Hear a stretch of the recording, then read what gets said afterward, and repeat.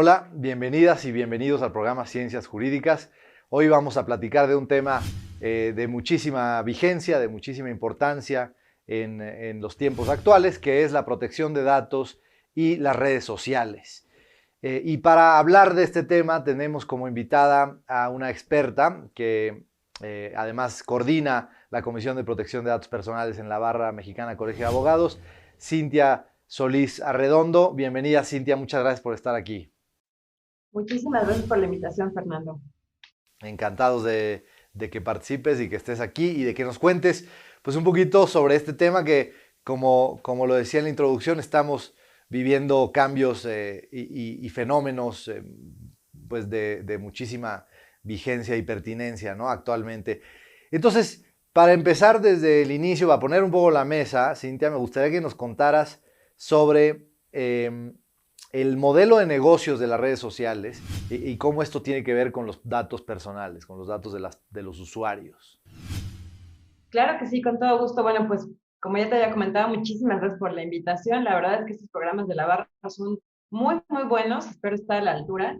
Y vamos a hablar hoy de un tema que está como muy en boga, que es las redes sociales, ¿no? Que no es realmente nada nuevo porque el concepto de redes sociales es un concepto viejísimo. O sea, realmente te podría decir que desde el origen de la humanidad está vigente el tema de las redes sociales porque al final la red social como concepto son estructuras sociales que se componen de personas que tienen entre sí pues intereses comunes. La propia familia es una red social y hay muchísimos modelos de negocio exitosísimos offline que pues basan justamente este éxito a un correcto manejo de las redes sociales. Por ejemplo, los multiniveles, este, todos estos negocios de mercadeo en línea, en mercadeo en red y este tipo de cosas. Claro. Ahora, ¿qué sucede?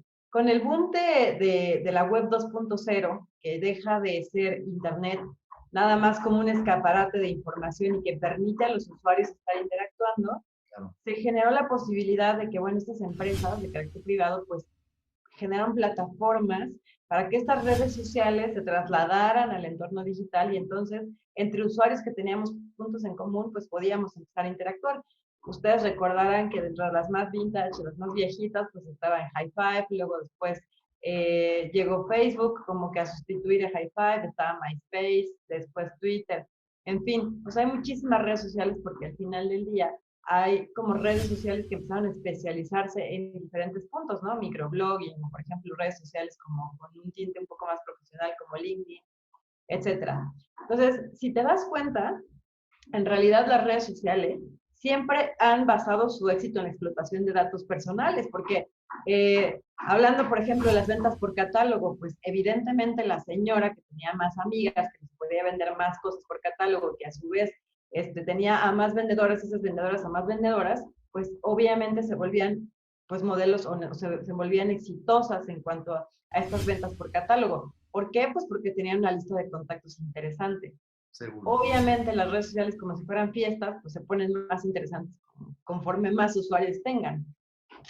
Sí, es un, poco un círculo, ¿no? En la medida en que hay un beneficio para quien provee la plataforma. Por ejemplo, tú hablabas muy interesantemente del tema de las ventas de pirámide, pues de estas redes de ventas de mercadeo. Pues claro, esas plataformas las habilitan precisamente porque vendrá un beneficio. Y lo mismo ocurre con las redes sociales virtuales, ¿no? Con las redes sociales que mencionabas, Facebook, Twitter, LinkedIn, etcétera.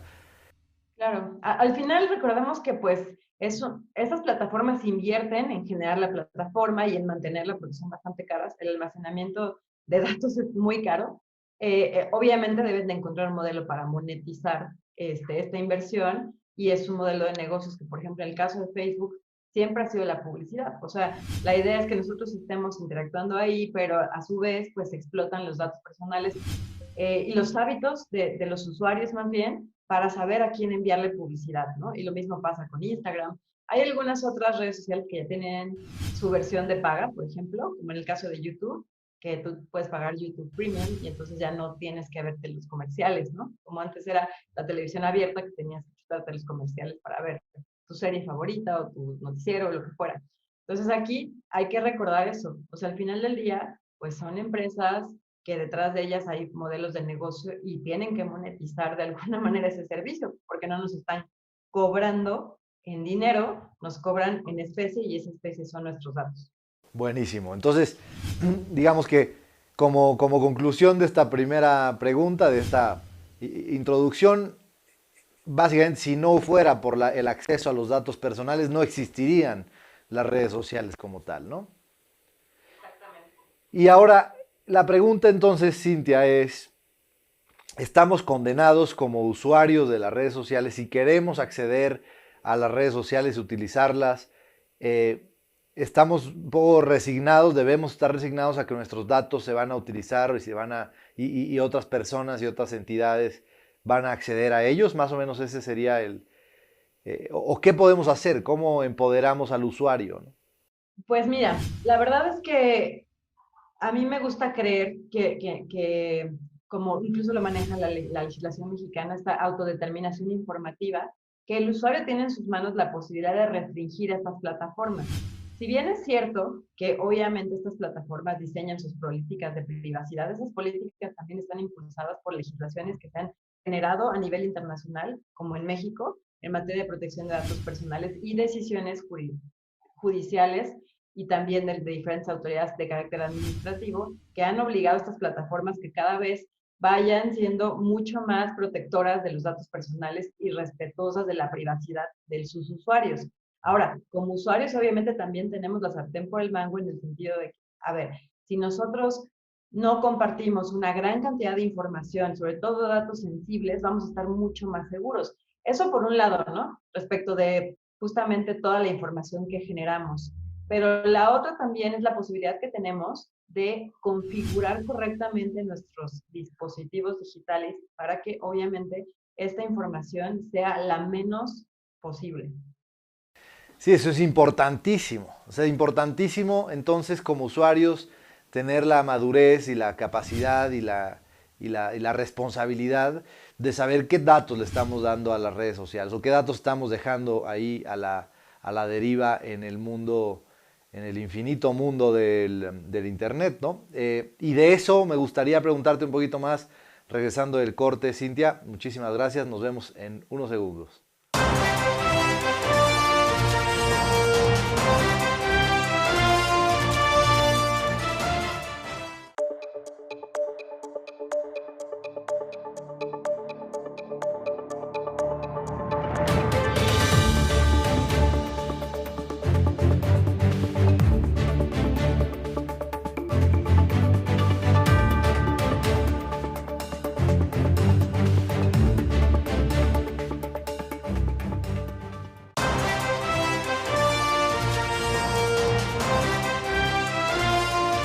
Bienvenidas, bienvenidos de regreso al programa Ciencias Jurídicas. Hoy estamos hablando de protección de datos y redes sociales o el uso de las redes sociales y los datos personales que ahí vertimos. Y tenemos como invitada a Cintia Solís, quien nos ha platicado hasta ahora un poquito de, digamos, el ecosistema de redes sociales y cómo en él confluyen y vertimos nosotros como usuarios los datos personales. Y hablamos ahora, recién, antes del corte, de que de pronto hay cosas que como usuarios pudiéramos hacer para proteger nuestros datos y que está en nuestras manos. Es decir, nosotros estamos un poco en control, nos decía Cintia, de lo que dejamos, de lo que proporcionamos como datos. Y quisiera que nos contaras un poco más de cuáles son esos mecanismos, cuáles son esos medios a través de los cuales, qué harías tú como usuaria, qué recomendarías a la audiencia que nos escuche y nos ve, que hicieran para controlar el flujo de datos personales en las redes. Mira, algo fundamental que a mí me interesa es empoderar al usuario o dejarle a nuestro auditorio esta idea de que no están a la deriva y que no están expensas de lo que estas plataformas quieran hacer 100%. Nosotros tenemos en nuestras manos la posibilidad de configurar correctamente nuestros dispositivos desde el sistema operativo. Es decir, no sé si usas Android o si usas, por ejemplo, el sistema operativo iOS, todos tienen una zona, digamos, de configuración general donde tú puedes, voy a poner tanto mi teléfono aquí, ¿no? Entonces tú puedes poner las aplicaciones que estás utilizando y entras a cada una de las aplicaciones y les puedes restringir uso de ciertos datos. Por ejemplo, esta es la plataforma de Airbnb y puedo solicitar que nunca comparta mi geolocalización, que no me mande notificaciones, que no utilice a lo mejor mis datos celulares, etcétera, ¿no? Por ejemplo, hay otras aplicaciones como Twitter a las que yo les puedo restringir el uso o el acceso al micrófono, les puedo restringir el acceso a las fotografías, a la geolocalización. Entonces, de entrada nosotros podemos configurar técnicamente hablando que las aplicaciones móviles obtengan la menor cantidad de datos personales, ¿no? Directamente de nuestros dispositivos. Y la otra también es no compartirlos, ser como muy conscientes de qué cosas queremos que sepan de nosotros y qué cosas queremos compartir. Tener como esta noción de, a ver, ¿qué no me gustaría que apareciera publicado en primera plana del diario? Aunque yo creo que hoy en día las redes sociales tienen mucho mayor impacto que la primera plana del diario de circulación nacional más famoso, ¿no? Pero de todas maneras es eso muy importante, ¿no? Recordar que esta falsa sensación que tenemos de que en Internet todo es controlable y demás, eso no es cierto. Una vez que nosotros subimos información a Internet, prácticamente perdemos el control de esa información. Entonces, no vamos a subir fotografías ni información que no queramos que estén en riesgo. Entonces, como usuarios, empoderarnos y hacernos responsables conscientes, digamos, de lo que controlamos y de lo que no controlamos, y por lo tanto utilizar pues los mecanismos que están a nuestro acceso en nuestros sistemas operativos para filtrar la información. ¿Y qué hay, Cintia, de la regulación a nivel nacional, a nivel internacional? Si nos puedes contar tal vez de algunos casos emblemáticos en torno a el uso de datos personales y a la sanción de pronto de un mal uso. ¿Qué nos puedes contar al respecto? Un poco para ir aterrizando en eso ahora, ¿no? Claro que sí. Mira, en realidad esta idea de que las redes sociales necesitan regularse sería hablar de como un discurso poco preciso en el sentido de que si hablamos de necesitamos regulación para redes sociales, partiríamos de presumir que no existe regulación aplicable a las redes sociales, lo cual es falso.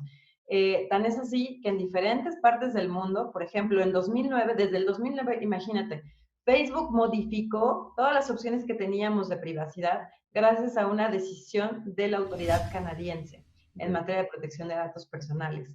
Asimismo, bueno, Facebook ha sido multado infinidad de veces en diferentes partes del mundo. Por ejemplo, no sé si recuerdas todo el escándalo de Cambridge Analytica. Por ese escándalo, bueno, ha sido multado, por ejemplo, en Estados Unidos por 5,000 millones de dólares por la FTC. También hay otras redes sociales que yo sé que nuestro auditorio no conoce, pero por ejemplo, por ahí está Ashley Madison, que también ya fue multada por justamente vulnerar los datos personales de sus usuarios.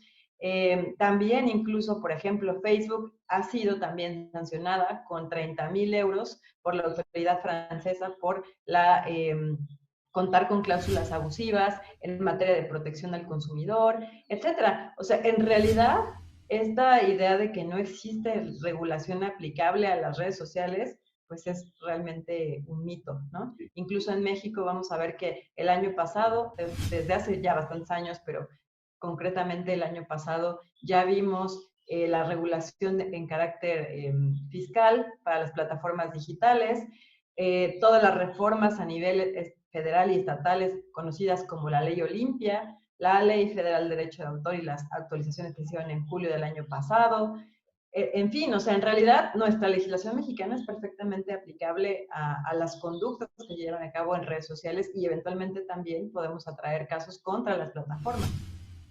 Ok, interesante. Y además, como decías, en México tal vez también interesante cómo está regulado también un poco por materia, ¿no? Dependiendo de la materia de que se trate. Y cuéntame un poquito, Cintia, hay un poco un fenómeno, y recientemente lo vimos mucho en Estados Unidos, pero seguramente pasa a nivel mundial, un fenómeno en donde pareciera que choca la libertad de expresión o la libertad sí, de uso de las redes sociales con un poco algo de censura, ¿no? Y tal vez me gustaría que me platicaras un poco tu opinión al respecto y qué viene, o sea, o que, sin que pretenda que tengas una bola de cristal, pero un poco que tú que estás metida de lleno en este tema, que nos platiques un poco de qué viene en la regulación que se ha visto en otros países y qué podemos esperar en México, donde hay un diálogo y una discusión muy activa a nivel público, ¿no? Mira, Fernando, yo creo que aquí el tema específicamente de libertad de expresión ya se tocó, por ejemplo, por cortes norteamericanas. El año pasado hubo una serie de litigios que se quisieron iniciar en contra de Apple, de Facebook, de Google, justamente por estar dando de baja algunas cuentas, porque las bajas de las cuentas no son nada nuevo, en realidad han sucedido desde que se crearon estas plataformas. Y ya la autoridad, en este caso, un juez de Washington, determinó que no eran procedentes pues estos juicios en contra de las plataformas, considerando que no estaban violando la primera enmienda, toda vez que la primera enmienda y en general el derecho a la no censura es más aplicable a los gobiernos que a las entidades de carácter privado, ¿no? Y no se les dio esta categoría, digamos, de plataformas que tuvieran algún tipo pues, de servicio público o de algo que pudiera de alguna manera estar generando censura. Probablemente con todos los escándalos que se han dado, vayan pues a modificarse algunas reglas o la legislación en algunos puntos, ¿no? Por ejemplo, Europa es uno de los, digamos, toda la Unión Europea es un referente en cuanto a legislación, ¿no? Que se ha Sí, dado sí. de estas redes sociales y cómo planean limitarlas. Okay. Probablemente eso se llegue a dar. Bueno, me gustará y me interesará mucho platicar de eso, volviendo del corte, Cintia, si te parece, y vamos concluyendo. Muchísimas gracias.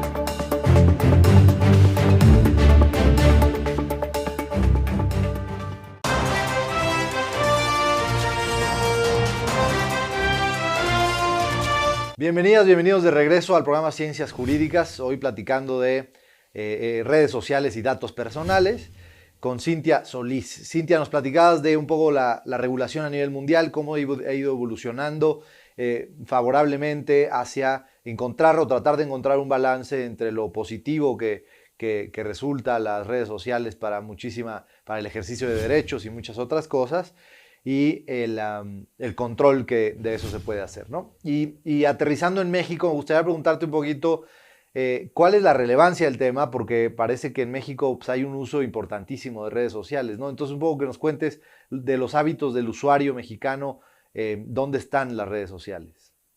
Claro, fíjate que la Asociación de Internet MX hace año con año, o sea, publica un estudio de hábitos del usuario.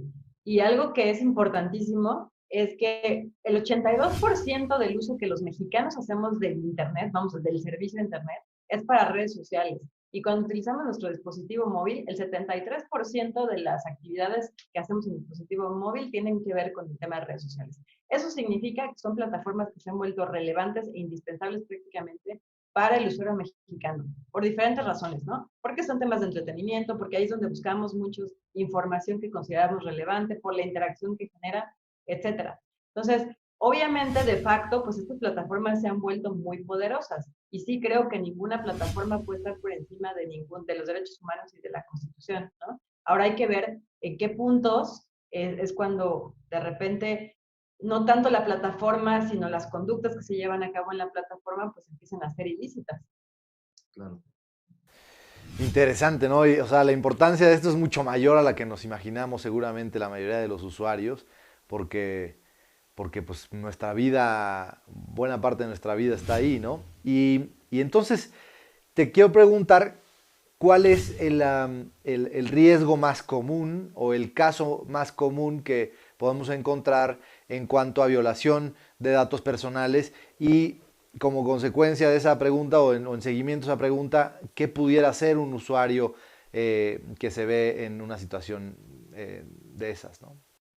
Claro, pues mira, uno de los más comunes, por desgracia en México, tenemos casos de suplantación o usurpación de identidad, en los cuales pues obviamente se crean estos perfiles falsos, usurpando, suplantando la identidad de una persona, que eso es muy común. De hecho, en México tenemos un incremento anual de más o menos 400%. Es algo muy, muy preocupante, sobre todo por los fines ilícitos para los cuales se utilizan esos perfiles apócrifos, ¿no? Ese es uno de los más comunes. También por ahí tenemos el uso no autorizado de propia imagen, las fotografías que de repente pues utilizan o suben fotografías de manera no autorizada, donde pues obviamente está nuestra imagen, que eso es un dato personal, sí. Y yo diría que también la divulgación no autorizada de datos personales, ¿no? Algo que por desgracia se ha vuelto muy común, porque de repente pues por ahí andamos grabando que a Lord Pizza, ¿no? Que a Lady Tal y demás, y pues al final del día estamos divulgando información. Y de hecho hay casos comprobados donde esto ha puesto en riesgo la vida de las personas. Por ahí hubo el famoso Lord Audi,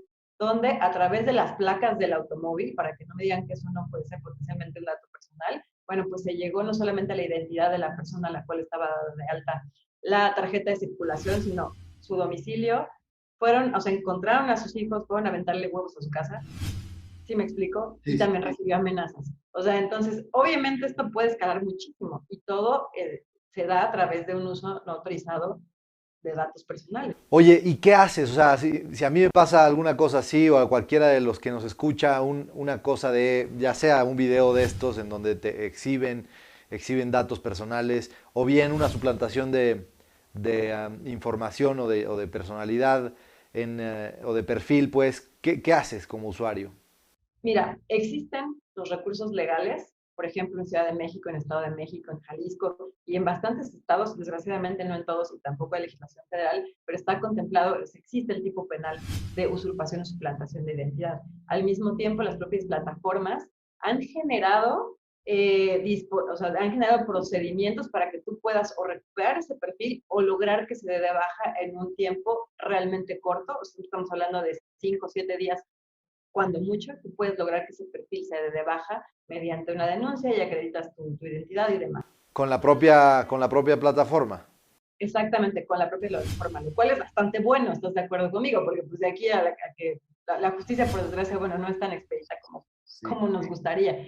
Entonces, realmente las propias plataformas tienen sus propios procedimientos para que tú des de baja o logres que se dé de baja esa cuenta. Y obviamente también tenemos las alternativas legales. Incluso también, pues en caso de que exista una plataforma, por ejemplo, un sitio web que utilizó tu fotografía porque le caíste bien, porque le pareció que te veías, ¿no?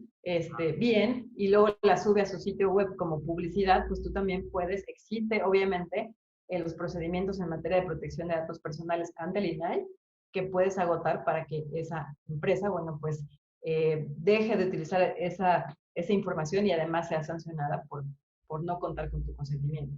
Okay.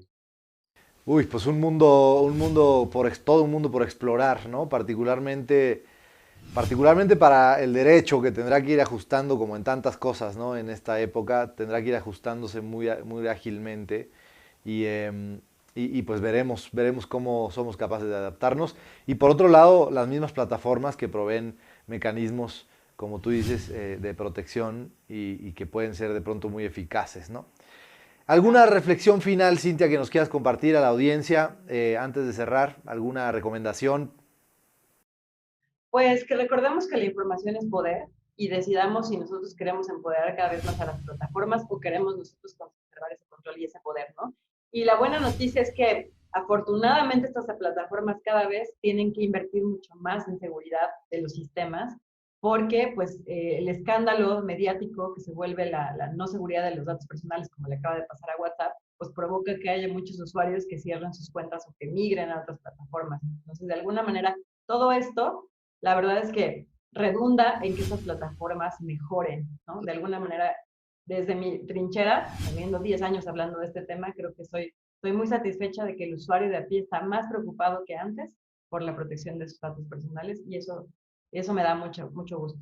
Bien, buenísimo. Me parece que las